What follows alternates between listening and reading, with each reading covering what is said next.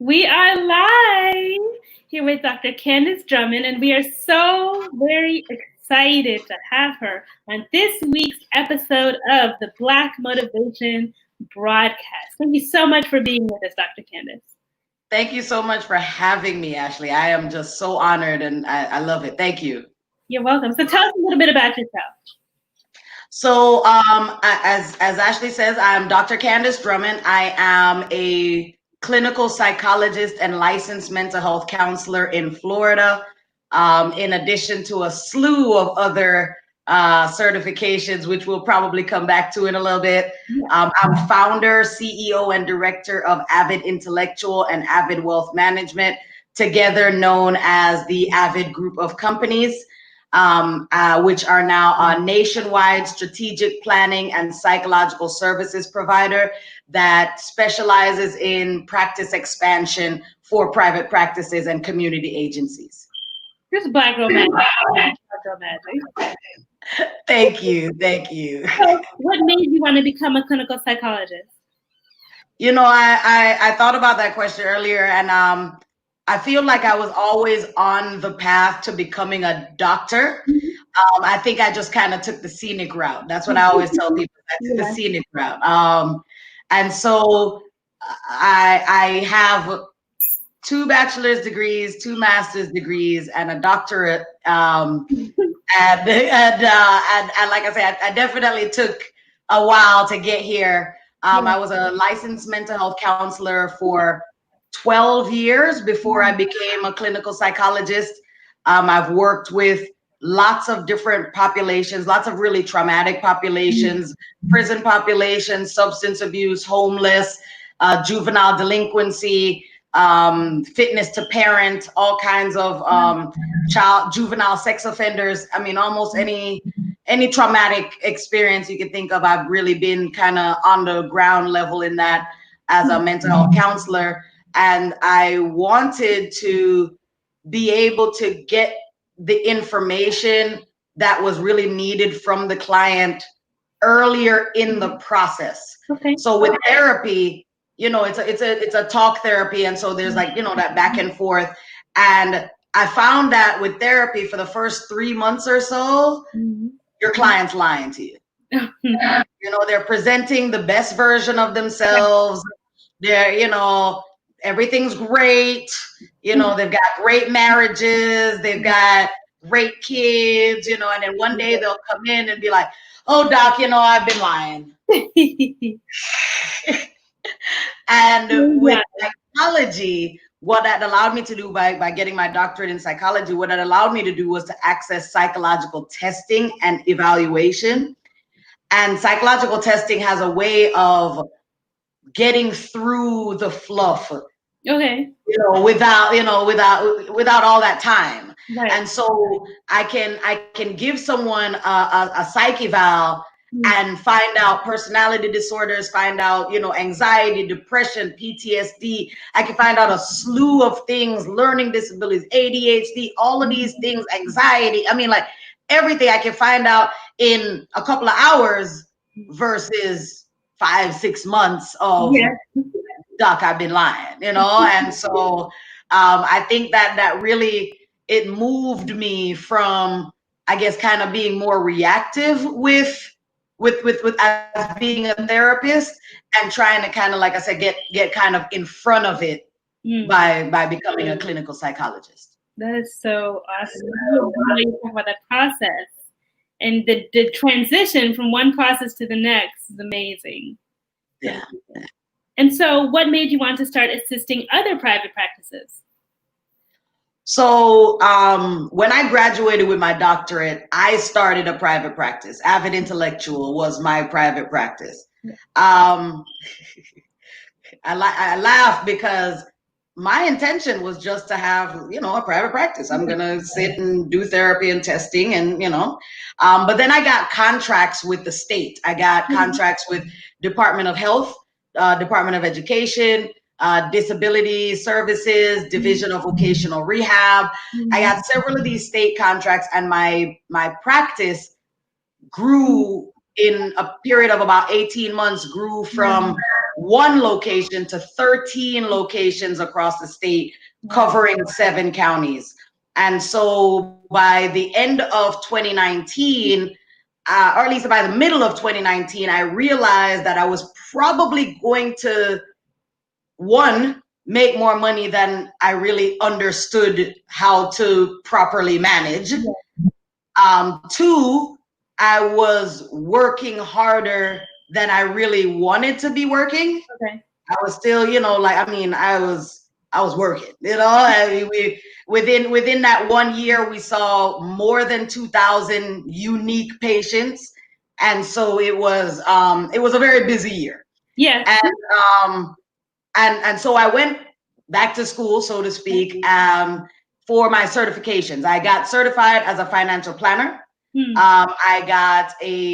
I became licensed as an insurance agent in the state of Florida, and began, like I said, kind of strategically planning asset management for my own company. Right.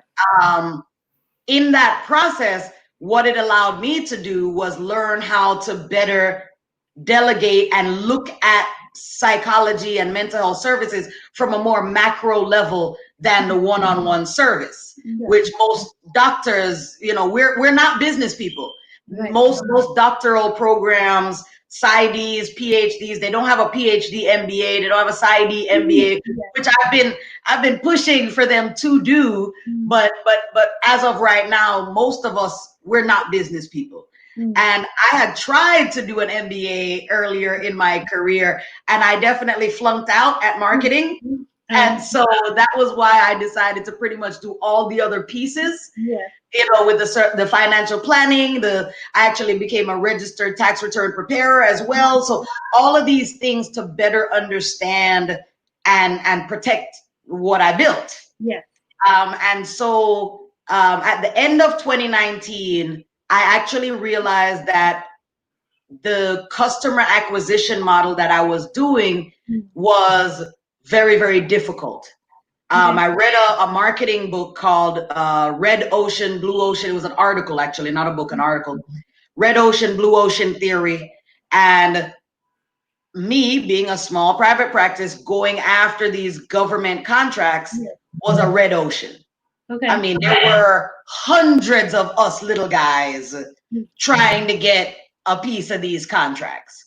And it showed, you know what I'm saying? Like we were grasping at straws, whatever was left from what wasn't given to the bigger providers or the older providers or the more well-known provider, whatever the barrier was for us to really get into that space. And so it was difficult. And so customer acquisition was quite hard. And so I realized that the same model that these big companies use, the VA, all of these guys that are contracting out to us, the Department of Education, the Department of Education does not do mental health. No, they don't. But when the government said there's going to be mental health services required, the Department of Education did not say, oh, we don't do mental health. Go ahead and refer that out. No, they said, let us get that money. Yes.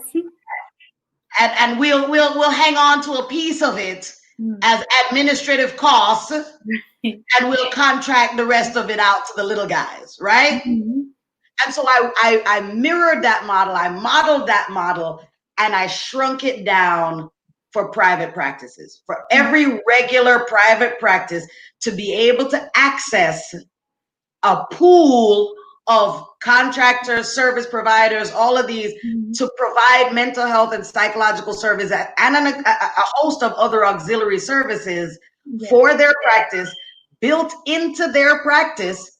So white labeled for them, the employees become their employees, but we manage all of the management duties for that as well. So not only do they access this extra revenue stream, but they have no additional management duties. So they don't work any harder. Right. And what that allowed me to do is become what I call myself is the ultimate middleman. Right? And as the ultimate middleman, I don't need a big chunk. I could take 5% here, 10% here, Mm-hmm. and spread people across the nation, which is what I'm doing, Mm-hmm. and live very comfortably, virtually anywhere in the world. Amazing. Amazing. And so, Yes. and so when I realized that I could create this for myself, Yeah. it became my mission in life to create this for everyone. Every other doctor who's in private practice should understand that there's a better way. There's an easier way. You don't need to work 12 hours a day. You don't need to be the backbone of your practice. The lights don't have to turn off if you get sick. Mm. Like on top of all of that, I do business overhead insurance. I do annuity planning. I do estate planning. I do succession planning. So again, who are you going to pass your business to? Yes. You know, so we do, like I said, all of this strategic planning to expand out their practice. They work less. Mm-hmm. They hire more people, so more people have jobs. Mm-hmm.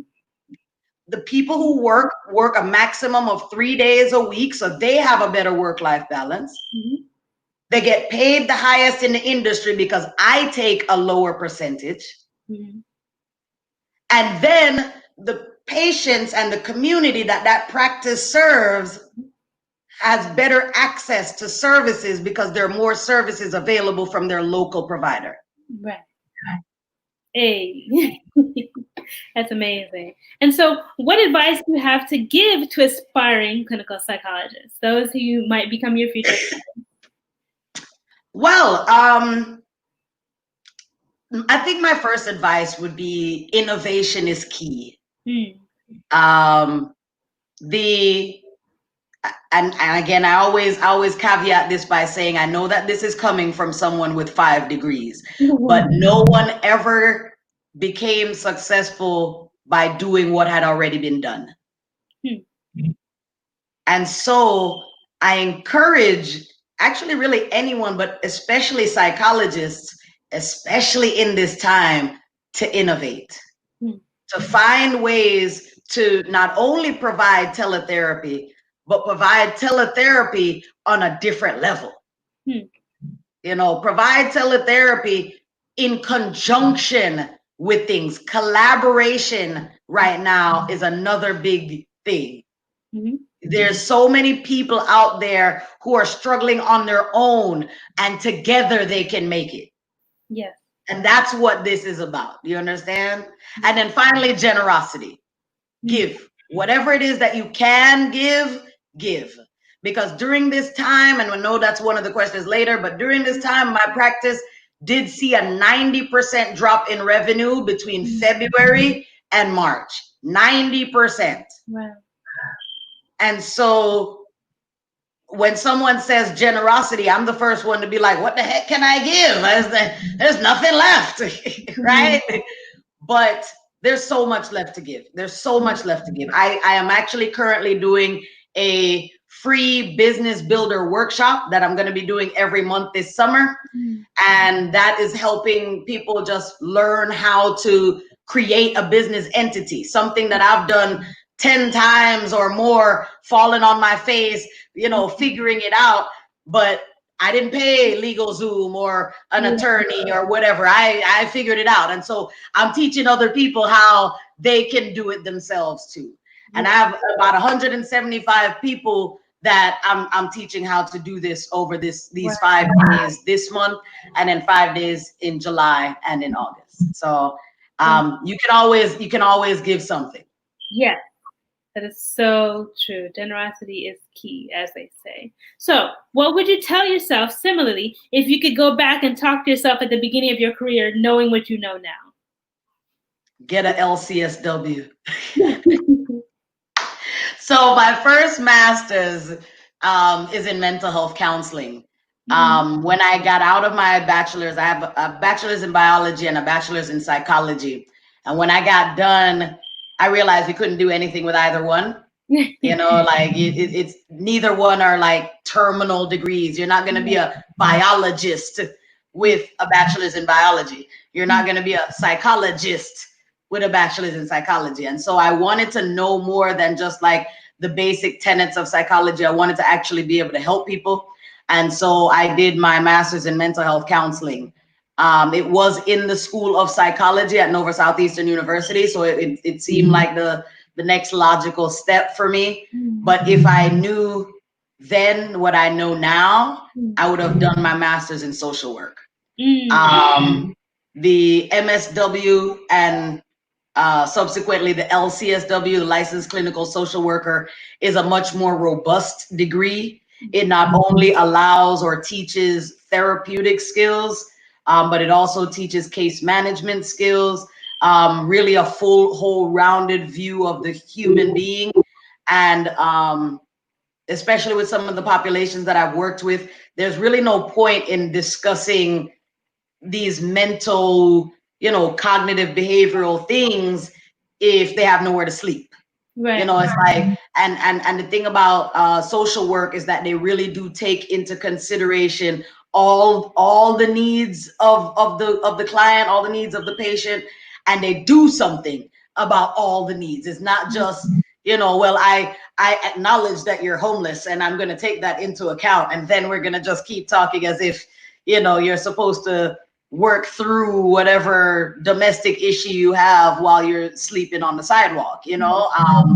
I feel like if I, like I say, if I knew then what I knew now, my first master's would have definitely been an LCSW or something in administration. But remember, I flunked out of the MBA, so maybe not. So you touched on it a little bit before, but how has the coronavirus affected your practices, and how do you think it will affect the medical field moving forward? So the medical field is actually what I was actually most concerned with. The most private practices either had to close with, the social distancing and whatever essential businesses mandates. Many private practices had to close or had to find a way to like immediately go virtual. And again, those two moves, whichever one they made, resulted in fewer patients. It doesn't matter which move they made. If they closed their doors, it was definitely fewer patients.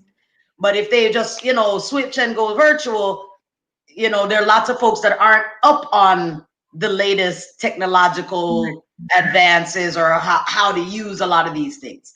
And so even telemedicine has been reimbursed traditionally by the insurance companies for years. However, phone calls are not reimbursed for physicians. So these physicians who are trying to, provide case management services, which is really what it boils down to, is case management services for the patients that they have, especially the elderly patients or like I said, the ones that are not necessarily also stable. So these are not able to log in or, or whatever, and they're getting paid zero. They're being reimbursed absolutely zero for telephone calls on telemedicine. So the prompt that I give to every private practice provider, practitioner out there, owner, hire a LCSW. Because if you hire an LCSW, you're going to get reimbursed for that same phone call, regular phone call. Because now it's teletherapy, it is not telemedicine. And because it is done by LCSW, case management services are reimbursed at more than $100 an hour. So you just went from $0 an hour to $100. Right. And you can hire somebody at $50, which again is relatively high within our field. Right.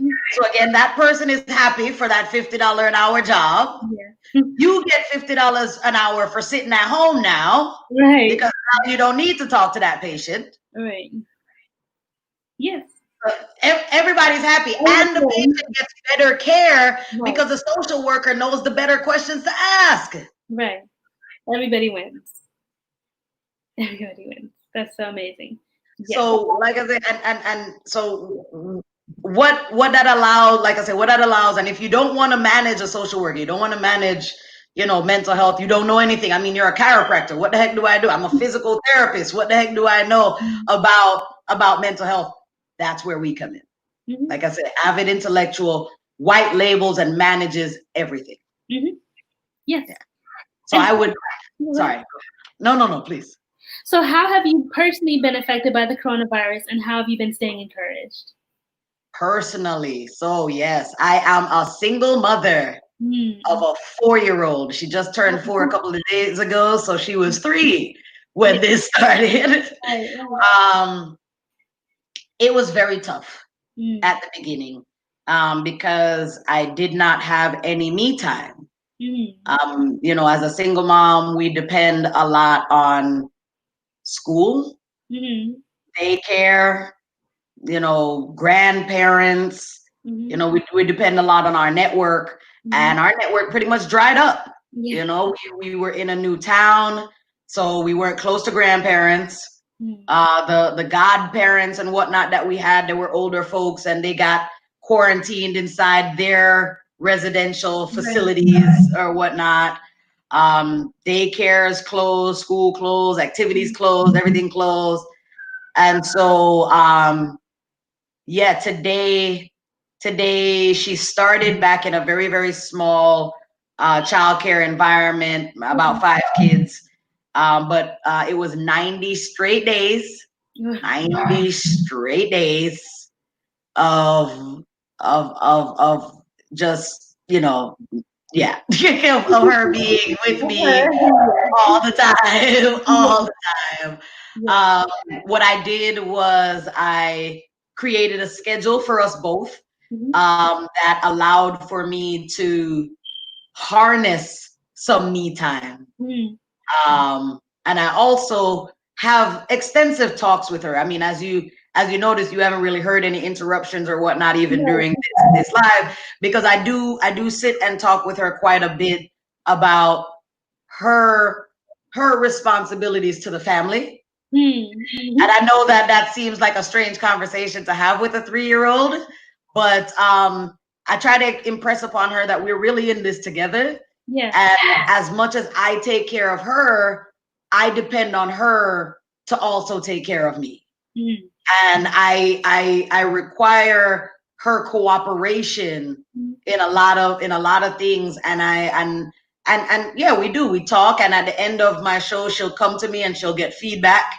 Mom, how did I do? Yeah, you did great. She'll get a big hug and a kiss. She'll get to go splash in the tub, lots of rewards for that. And so personally, like I said, it was very, very tough, but I've developed 3 P's that I use for myself. The 3 P's are positive, productive, and present. And so in order for me to stay positive, the first thing I always tell people is I haven't owned a TV in 16 years.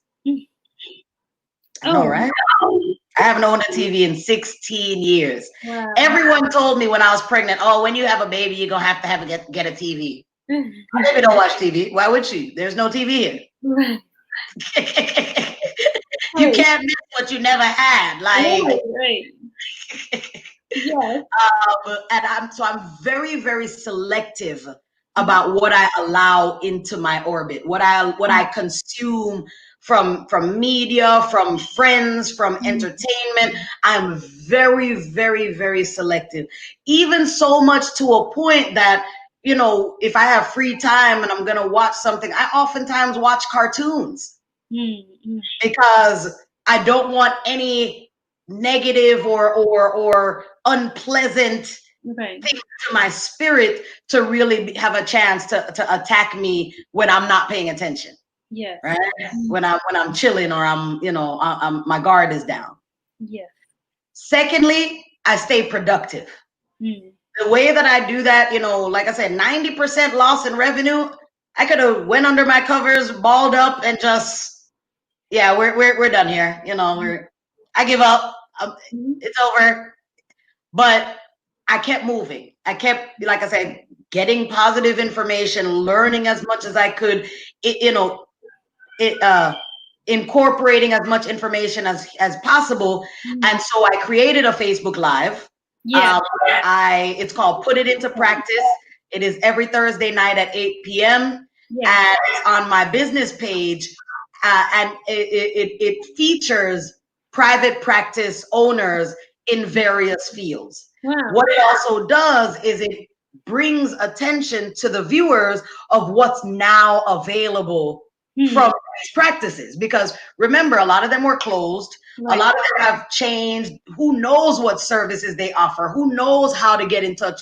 Who knows how to access these services? Right. And so now I have these private practices on in order to showcase their services, showcase their offers, showcase, you know, what they've done, what they're doing, how they're making it, and how they can better serve the community now that things are changing and adjusting, all of this kind of stuff. Yeah. It's had really good success, and it's on episode 6 this week. Tomorrow will be episode 7. So I hope that, you know, folks will watch. Last week had about 10,000 views. So, you know, yeah, we're hoping to beat that. For sure. And so, looking to a little bit more serious topic, how have you currently been affected? Have you been affected by the current state of affairs with the peaceful protests and interactions with police? I know you don't watch the news because you don't have a TV, but have you been affected by it still? I still see it in my streams, of course. You know, I mean, I am a social media newbie for the same reason that I never had a TV. I never was on social media. And March 1st, I got on social media. So I've been on social media about 3 months. Yeah. And so I do see some of the, you know, I do see, of course, I am aware of what is happening. And I have actually spoken on a few platforms about what I feel and my opinions therein. Personally, like every other Black person in America, I feel. I mean, the statistics say 50%, but every other Black person in America, I have been affected by racial profiling or you know, being accused or stopped or pulled over or whatever that wasn't supposed to happen. Granted, I've never been thrown to the ground or knelt on or anything of that nature. I do have female friends who have had their faces scratched up on cement and things of that nature, as well as, you know, sexual abuse and those sorts of awful injustices. However, I do believe that the way forward is the way forward. We should continue to demand change. However, I think also a really important measure is to acquire and retain wealth within the Black community. Yes. So, you know, a lot of people have, you know, accused wealthy Black folks of transcending their Blackness once they become, you know, in the 1% or whatnot. What I think we need to do is not only how to acquire the wealth, but also how to retain it within the Black community. Yeah. Like I said, that is what I think is most important and what is gonna create the change that we're looking for. Like I said, they don't value Black lives, but they do value Black dollars. Yes.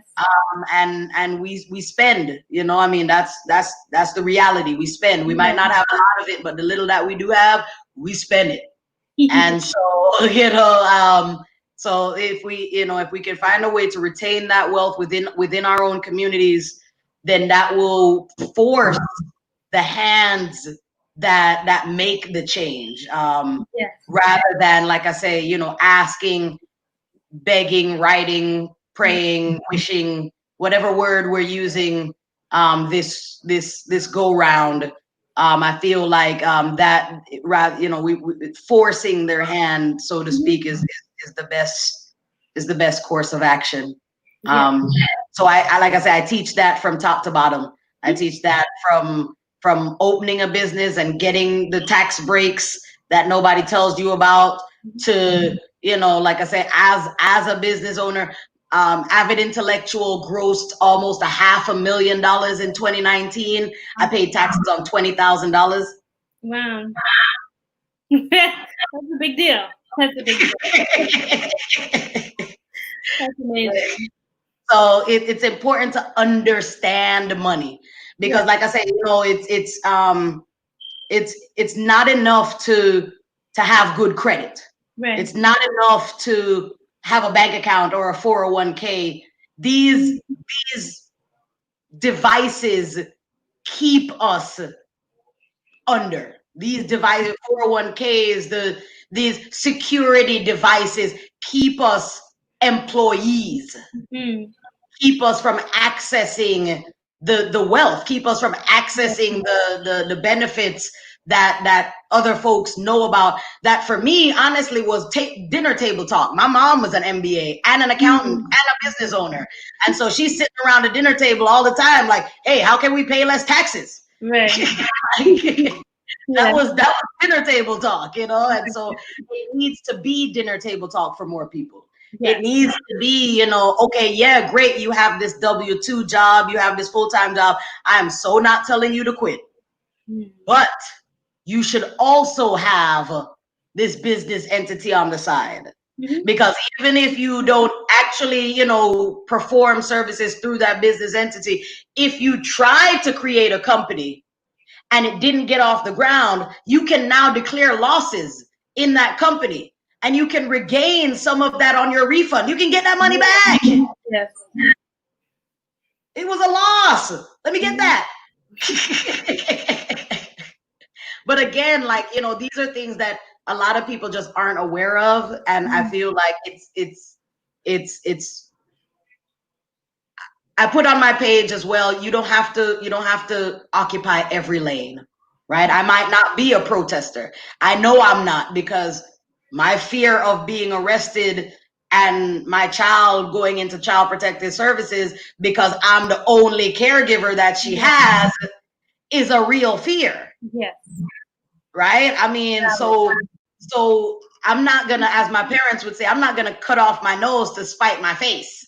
I'm not gonna, I'm gonna try, I'm gonna stay in my lane, and I'm gonna do what I know is gonna help and is gonna be a part of this movement, but is also gonna keep my family safe. Yes. And so we also have to give each other grace. We also have to stop judging and analyzing each other's pride in the movement by their actions. Like I said, everybody doesn't have to occupy every lane, but we need every lane. We need every lane. Okay, we need all of them occupied. So don't spread yourself too thin. Right. Find your lane. If you're the artist that can make music or make artwork or make merchandise or what, do that. Yes. Stay in that lane. If you're the teacher, the motivator, the speaker, the educator, do that. You're the therapist, you're the counselor, you're the comforter. Do that. Yes. Do it well, because we need all of you. So true. And so this has been an awesome, inspirational, just amazing interview of somebody who is exemplary in their field. And so I want to take some time to thank you for coming on the Black Motivation broadcast, this week's episode of Midweek Motivation. And so we have come to the end of our interview. So what words of encouragement would you like to leave our viewers with on this special episode of Midweek Motivation? I didn't get to my last P, so I think that's actually what I'm going to leave you with. Sure. So the last P was present. Present. And that's a really good thing. You need to stay present. Yeah. If you try to go too far in the future, you try to project too far in the future, you become anxious. If you try to dig too far in the past, you become depressed. The most important thing to do is to stay as close to the present as humanly possible. So anytime my daughter annoys me and I'm just ready to throw her through a window, I focus on the fact that if she weren't healthy, if she weren't strong, she could not annoy me. And in that moment, I am now grateful for every bit of annoyance that she brings into my world. I am as happy that she can jump on the couch and ruin my furniture. Right? I am happy that, and so you have to stay in, like I said, in that moment, because the same things that aggravate you or the same things that you love about somebody can be the same things that aggravate you if you don't stay in that moment. Yeah. So amazing. So amazing. And so where can we find you and learn more about you and your company on social media and what you're doing? So I'm on Facebook. Like I said, social media newbie. So I am not on Instagram yet. So give me a couple of months, okay? I will work on it. But I'm on Facebook. My company is AViD Intellectual Inc. So the ink is in that, and you can just put that in with the at the beginning, and it'll come right up. Or you can find me personally at Dr. Drummond Psyd. That's Dr. Drummond PSYD. And then also at AViD Wealth Management. You can also message me there as well on Facebook. All three are on Facebook. Awesome. Well, this has been an amazing, exemplary episode of the Black Motivation Broadcast. Thank you again so much for being on our show. And thank you to everybody tuning in. We are out. Thank you. My pleasure.